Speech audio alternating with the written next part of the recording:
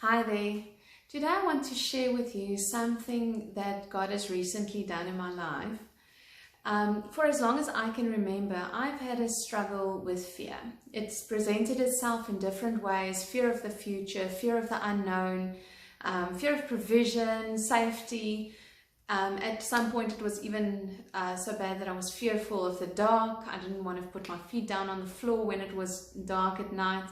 And recently, in the past year, we've actually had a bit of a battle with like a demonic fear, where we've been under attack, and God has just led us through spiritual warfare to know how to take care of these things, grown in our authority to know what we can and cannot do, and what we can do, and how God has just helped us to engage in this battle and win ultimately. But recently I've struggled after that demonic attack. I've struggled a lot with my soul to just come in line with God's word and come in line with what my spirit has realized, to fight off the fearful thoughts that have come to mind and have come to me in the past few months. And recently, Espe and I went through an exercise where we just wrote down some of the things that we want to leave at the foot of the cross again. We have a cross in our house, and we wrote some few things down as a prophetic action. Just put these things down at the cross and surrender them under the blood of Christ. And one of the things I wrote down again was fear. And I wrote down fear for different things, and I asked God to just help me fight this. Now, I've always had the revelation, or the message that I've heard, which is not wrong, is that fear in any area is a lack of fear in that area. So, for example, fear of provision for the future could be associated with actually a lack of fear of God in that area, not knowing or not surrendering that He is the provider and He is the source of everything. So when I placed this issue of fear at the foot of the cross again, the Lord actually showed me that He's told me that for me, this fear that I'm having is not a lack of fear of Him in those areas, but it's a lack of sight. I'm not seeing in the Spirit what He is doing, what His strength is, how big His angels are, and just what is going on in the Spirit. I was actually looking and seeing with my earthly eyes, seeing the earthly circumstances and keeping my eyes on that.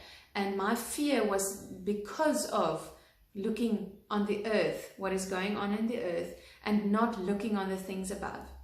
So that was quite revelational for me, that the root of my fear was not a lack of fear of God, but a lack of sight. So during that exercise, I asked God to open my spiritual eyes that I might see how strong He is, see what He's doing in the Spirit, see how big His angels are, and see His protection over us. And just an example of what He showed me then, which is just amazing. One of the fears I've had is that Adli, my daughter, is almost 3, something would happen to her, that she will be abducted or fall victim to sexual prey or anything like that. I've had fears like that.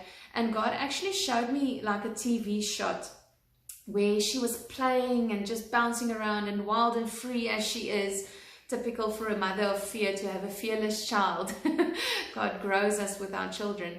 And I just saw her spinning and dancing and being wild. And I couldn't make out the surface that she was dancing and playing on. And then suddenly the shot zoomed out, and I could see the hand of God and how she was just playing and dancing in His hand, and how He just showed me that there's loads of room for her to be her still within His hand. So that's just a practical example of how He opened my spiritual eyes that I might see in the Spirit where she is and that she is within His hand. So I hope this blessed you, and that you know that God has these gifts and these abilities open for us, that He wants to open our spiritual eyes to see and to focus and to place our eyes on the things above and not on the things of the earth. So bless you. I hope this testimony means something to you, and that we might just all grow in our faith, grow in our walk with the Lord, and just ask of Him these wonderful gifts that He has for us. Bless you. Bye.